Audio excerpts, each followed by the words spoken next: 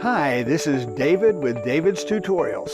In today's video, a nice morning walk and talk video in late July of 23, I'd like to tell you a very short synopsis on how to write a resume.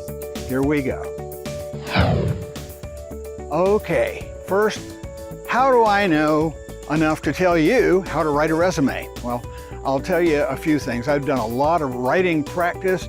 I was the awards and decorations officer for my squadron up in Maine, and my supervisor was somebody who taught writing and English at the United States Military Academy at West Point. And I finally got just about every single one of my award recommendations through him with no corrections. So I've been practicing writing quite a long time. I also spent $400 on a course to learn how to write resumes. And I actually started a resume writing business, and I had great success. The reason that I did not continue that resume writing business was that I found out it took me 2 to 3 days to write a really good resume, and I just couldn't charge enough and justify charging that much to make it worth my while to spend all that time writing a single resume. I would have had to charge probably $800 to $1,000 per resume to do that, and the people I was targeting just didn't have that kind of money. These are people who are out looking for jobs. They either don't have a job or they want a better paying job, and they didn't really have that kind of money at that time. If I were doing it today, I would target a different clientele, the more executive types. But I'm going to tell you how to write resumes right now. The first consideration that you have to keep in mind is, what's the purpose of a resume? If you ask 10 people this question, probably 8, maybe 9 of them would tell you the purpose of a resume is to get a job. Well, I'm here to tell you that's wrong. The purpose of a resume is not to get a job. The purpose of a resume is to get an interview. Because think of it from the hiring person's point of view. You're not going to look at a piece of paper and hire somebody. You're going to look at a piece of paper and then decide, do I want to talk to this person? Because yeah, they always want to meet you in person, or at least over the phone, or these days on a video conference call before they decide whether they want to hire you. So the next thing that you have to consider is the person who is doing the hiring. What are they looking at? If they have a job that is in any way appealing, and I have to ask you, why would you apply for a job that's not appealing? If the job is in any way appealing, what do you think they're going to have on their desk? Your resume and nothing else? They're going to have a minimum of 20 resumes, probably closer to 200, 300, 500 resumes on their desk. And how long do they have to spend on each one of these resumes? Not long at all. What they do is they go through this stack of resumes the first time, and they stick it into one of 3 piles. The least desirable pile is in their trash can. They're going to look at least half of these resumes, and they're going to go straight in the trash can. They're going to look at the other resumes that did not go in the trash can, and they're going to decide, yes, I want to interview this person, or I might want to interview this person if I don't find a lot of better people. So you want to make it into the definitely interview pile. And the way to do that is to have a resume that doesn't look or sound like everybody else's. It's got to stand out. It's got to be better. And I'm going to tell you how to do that. Now, like every resume, your resume needs to have your contact information at the top. They need to know, how are we going to get in touch with you if we decide we want to interview you? So yes, it's got to have your name, your email address, your phone number, any other contact information you have.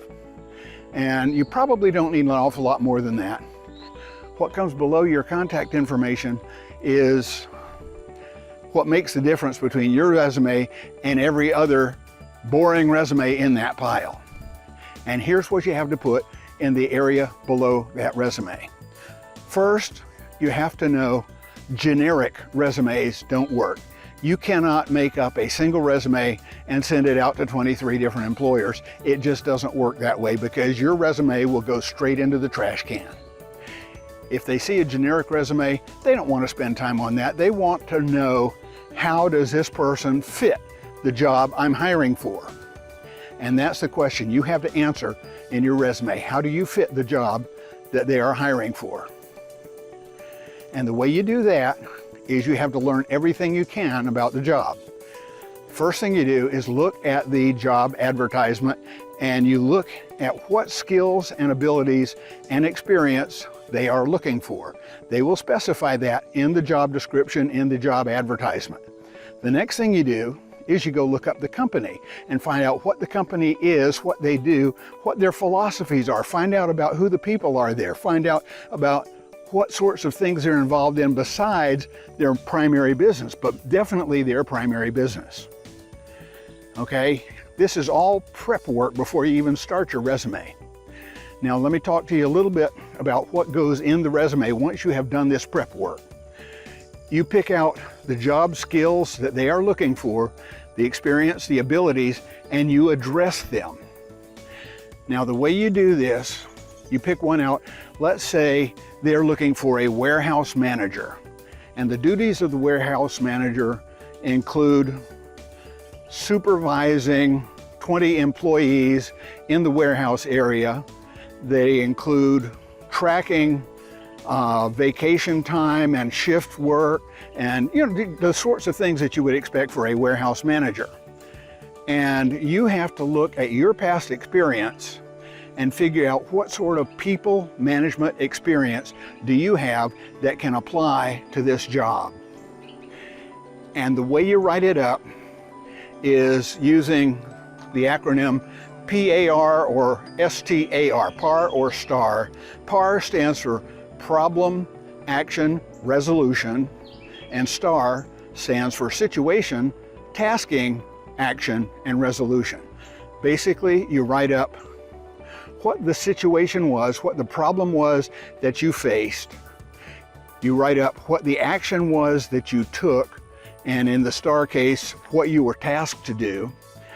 And the resolution, what the result was of the actions you took, and this is just about always got to be something with numbers in it.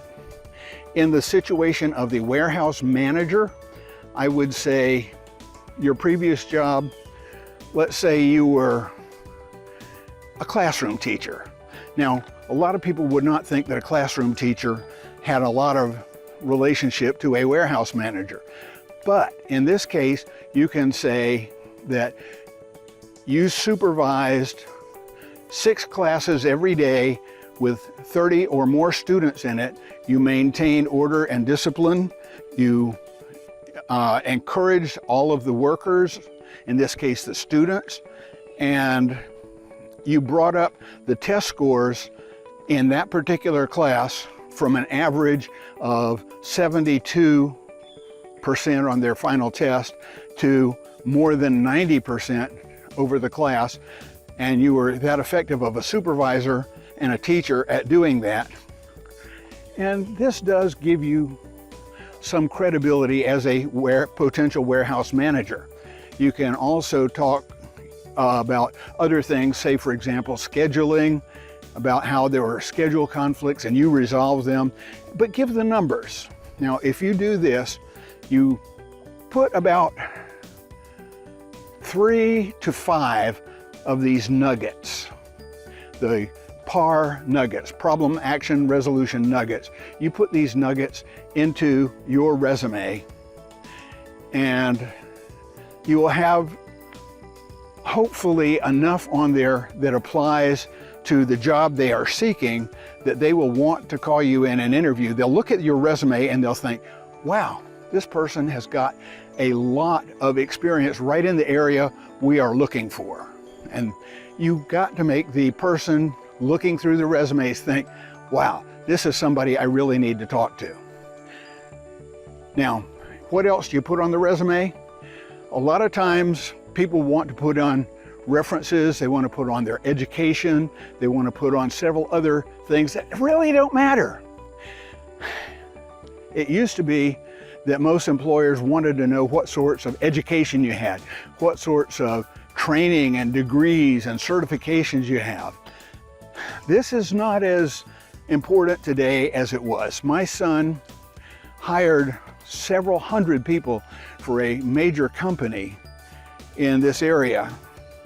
And about a month after he started, he told me, you know, I have totally eliminated education requirement from our job descriptions, from our job advertisements.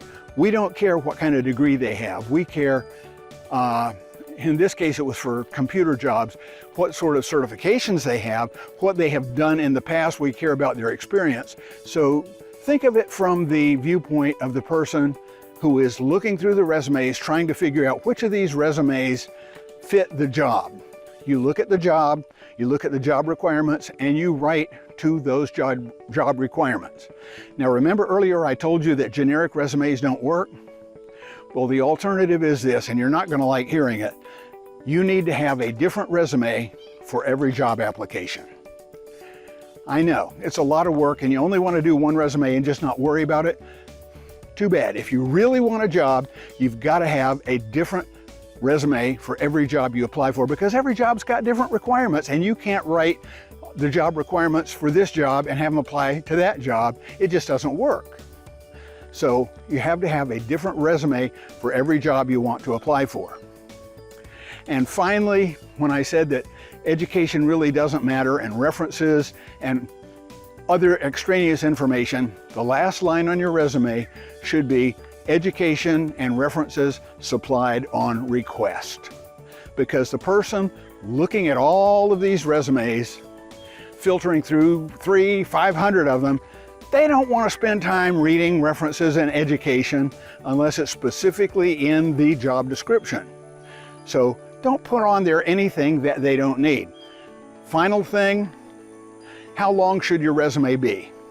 I have read a lot of guidance, people who claim to know what they're saying about what should be on a resume and how long a resume should be. Well, my wife, she did some hiring for the Nissan Corporation, which you can imagine is not a small corporation. My son did, like I said, hundreds of hirings at his company. I have done hiring. I have hired GM15 government employee workers, and if you can imagine, they are fairly high level, and I've hired all the way from GS9 all the way up through GM15. So how long a resume should be? 1 page. Do not make it longer than 1 page, because the person, if they're looking at 300 resumes, they don't have time to go to page 2. They want to have everything they need right there on the first page. And yes, it's a lot of work to cut your resume down to 1 page, but just think of it as I'm telling you what you need and nothing more. I'm telling it to you in a way that makes you think, wow, I need to talk to this person. And that's all there is on resumes. Besides resumes, you also need to have a cover letter, but that's a totally different topic. And you also need to have interview skills, and that is another different topic. If you would like to hear more on cover letters, leave me a comment down in the comment section. If you would like to hear more on interview skills, leave me a comment down in the comment section, and I'll see if I can put something together on that for you. But in the meantime, I hope this video on how to write a resume, it's not as short as I wanted it to be, but my goodness, I studied this stuff for months and months, and I'm not going to be able to put everything into a video that's less than 15 minutes or however long this one is. So by all means, go ahead and take this to heart. Let me know if you thought it was helpful, if it's going to help you, how you're going to use it in the future, or pass it on to people who might be thinking about writing a resume. And maybe they will make themselves a much more effective resume than they otherwise would have. Meantime, give me a thumbs up to show me that you enjoyed this video and that you thought it was worthwhile to share with other people, so the YouTube robots also know. And if you're already a subscriber, thank you so much. I appreciate every single one of you. And if you're not, why not go ahead right now and click that subscribe button and then the bell icon, and YouTube will let you know by email when I post another great video right here on David's Tutorials. Meantime, take care everybody, have a wonderful day, and I'll see you in the next video. Bye-bye.